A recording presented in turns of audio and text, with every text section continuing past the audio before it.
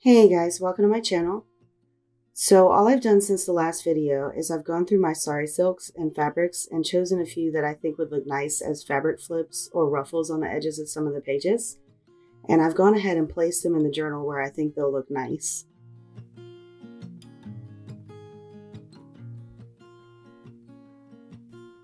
Now I'm just going to be taking each signature one by one and doing all of my sewing and ruffling for each signature until everything is secure in the journal. This includes the single book pages I placed in there in the part 2 video, as well as any pockets I made.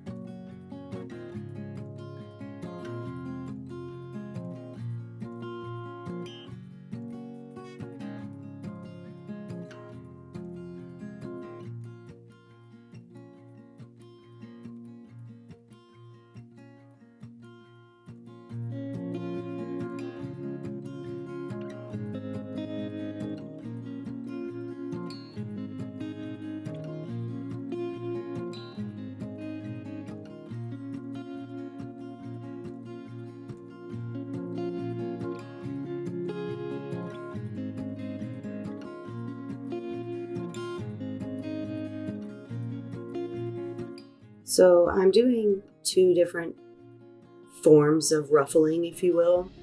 The first way I did it, I was kind of just shoving the fabric under, which is easier to do with thinner fabrics.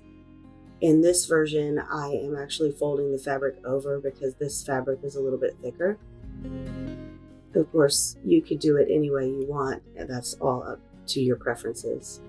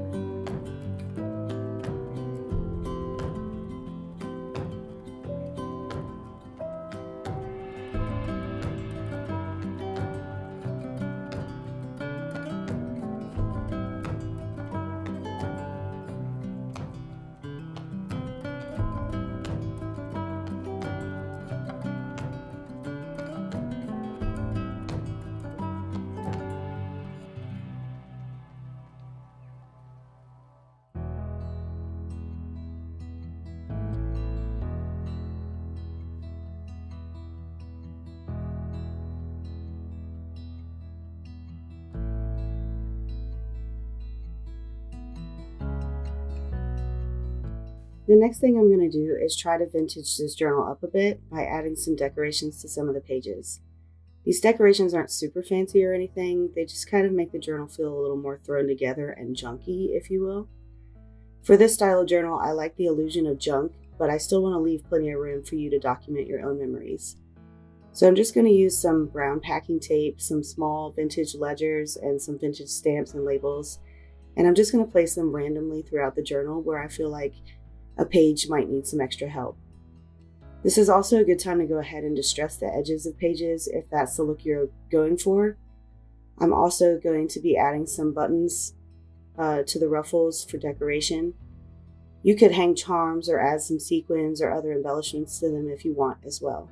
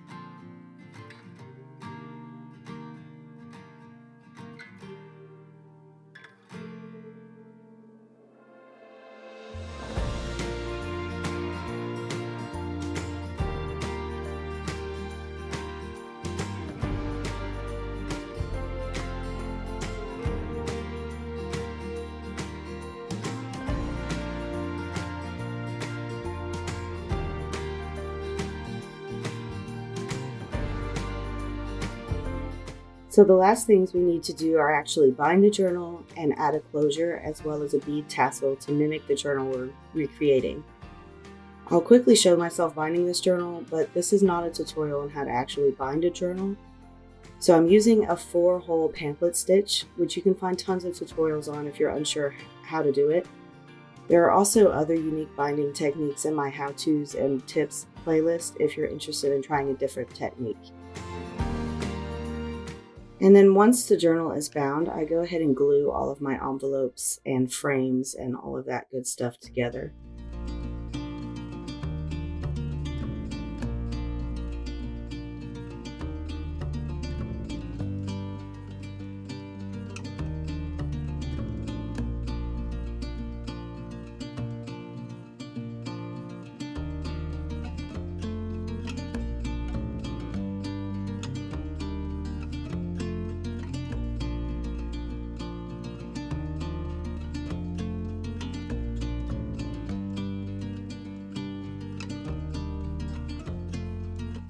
I did actually go back in and rebind this signature because there were some pages that were not aligned correctly, and I didn't actually mean to sew through that entire center page, but you'll see at the end how I fixed that.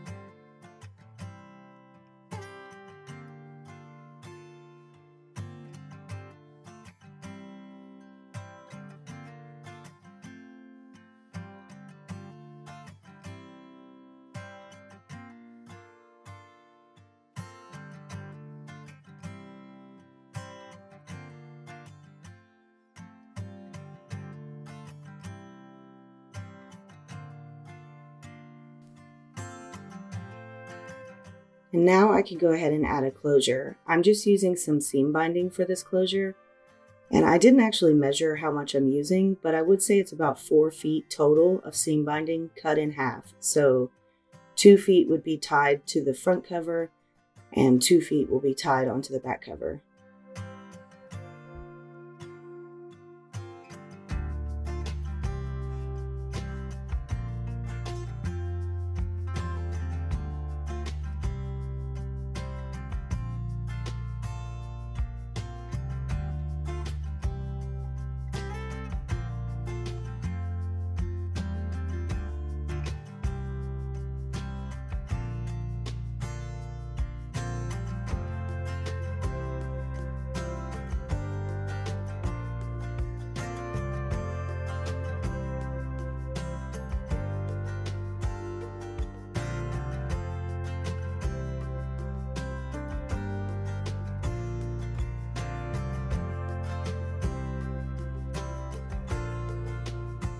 So now we can go ahead and add the tassel. I don't measure these cords either typically. What I usually do is just measure a length of cord about 3 to 5 inches longer than my actual journal, and then I double this length and fold it in half. So I typically use about 5 or 6 cords of the same length, and I'm just going to tie them in one big knot to the eyelets we put on the spine in the first video. This cord is a hemp cord, but you could use whatever kind of cord you have.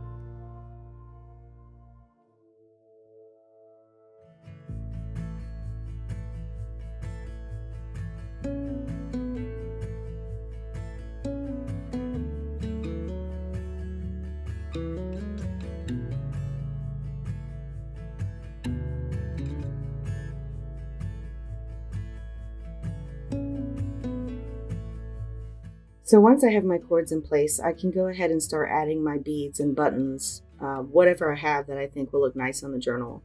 You can literally put anything you want onto the journal.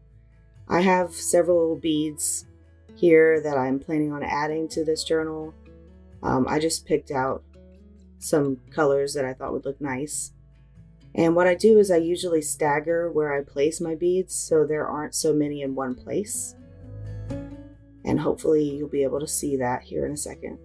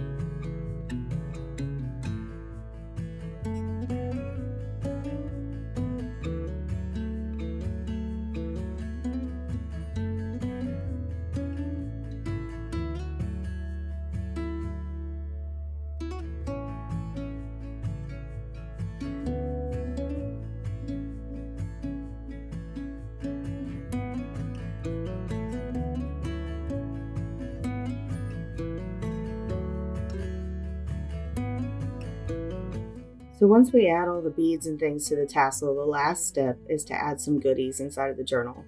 This could be vintage papers, receipts, photos, printables, journaling cards, extra embellishments.